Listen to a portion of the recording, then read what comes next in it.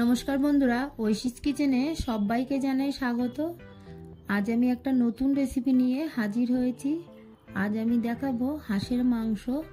এইভাবে আপনারা যদি বাড়িতে হাঁসের মাংস রান্না করেন তাহলে খাওয়ার সময় হাঁসের যে একটা আঁশটে গন্ধ থাকে সেটা লাগবে না।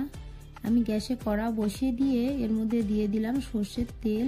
তেলটা গরম হয়ে গেছে, দিয়ে দিলাম হলুদ।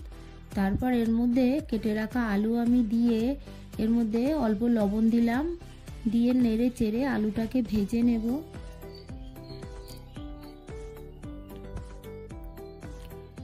আলুটাকে আমি ভালো করে ভেজে নিয়েছি, এবার তুলে নেব। এই তেলের মধ্যে আমি আরো সর্ষের তেল দিয়ে দেব। তেলটাকে গরম হতে দেব।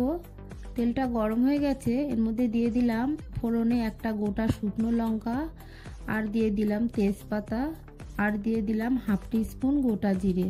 তেজপাতা ছোট ছোট বলে আমি 4টে দিয়েছি, আপনারা বড় থাকলে 2টো দেবেন। এবার এই ফোড়নটাকে ভেজে নিয়ে এর মধ্যে দিয়ে দিলাম 2টো কুচানো পেঁয়াজ। আমি হাঁসের মাংস রেসিপি আগেও দেখিয়েছি, সেটার মধ্যে আমি পেঁয়াজ দেইনি। আপনারা যারা পেঁয়াজ খেতে ভালোবাসেন না তারা হাঁসের মাংসর ওই রেসিপিটা দেখে নেবেন। এখানে দেখুন আদা, রসুন আর কাঁচা লঙ্কা আমি মিক্সিতে পেস্ট করে নিয়েছি, সেটা দিয়ে দিলাম। এবার আদা রসুনের কাঁচা গন্ধ না যাওয়া পর্যন্ত একটু নেড়ে চেড়ে কষিয়ে নেব।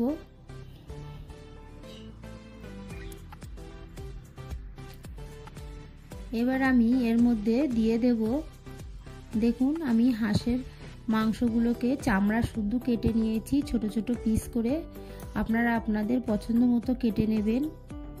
এর মধ্যে আমি আরও অল্প জল দিয়ে দিলাম, দিয়ে মশলাটাকে ভালো করে কষিয়ে নেব। এখানে আছে জিরে গুঁড়ো, আছে লাল লঙ্কার গুঁড়ো, হলুদ গুঁড়ো, আর আছে লবণ, আর আছে গোলমরিচ গুঁড়ো। এই গুঁড়ো মশলাগুলো সব দিয়ে ভালো করে কষিয়ে নেব। আপনারা চাইলে এর মধ্যে ধনে গুঁড়ো দিয়ে দেবেন।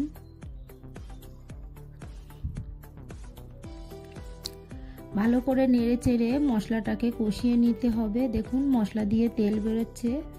এবার এই কেটে রাখা হাঁসের মাংস আমি দিয়ে দেব। হাঁসের মাংস আপনারা আপনাদের পছন্দ মতো ছোট বড় কেটে নেবেন।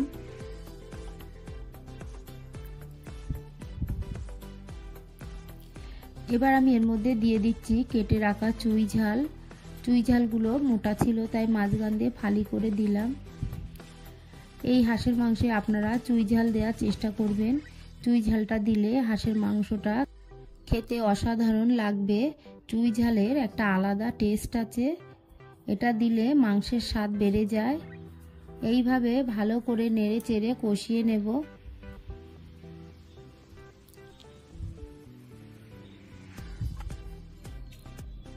দেখুন মাংসটাকে আমি খুব ভালো করে কষিয়ে নিয়েছি। হাঁসের মাংস দিয়ে হালকা জল বেরিয়েছে। ভালো করে কষিয়ে নিয়ে এবার এর মধ্যে আমি দিয়ে দিলাম গরম জল।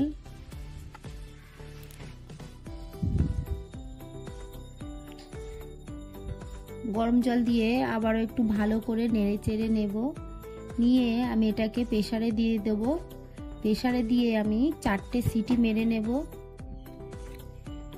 4টে সিটি মেরে এবার আমি প্রেসারের ঢাকনাটাকে খুলে নেব।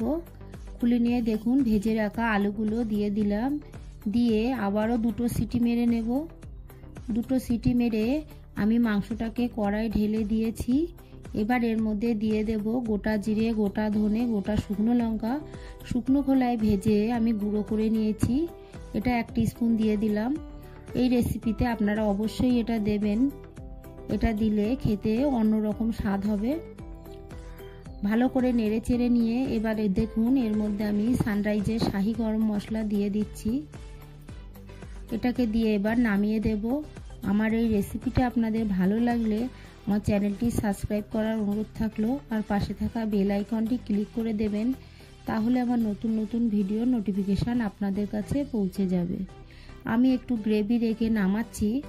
মাংসটা নামানোর পরে গ্রেভিটা একটু শুকিয়ে যাবে।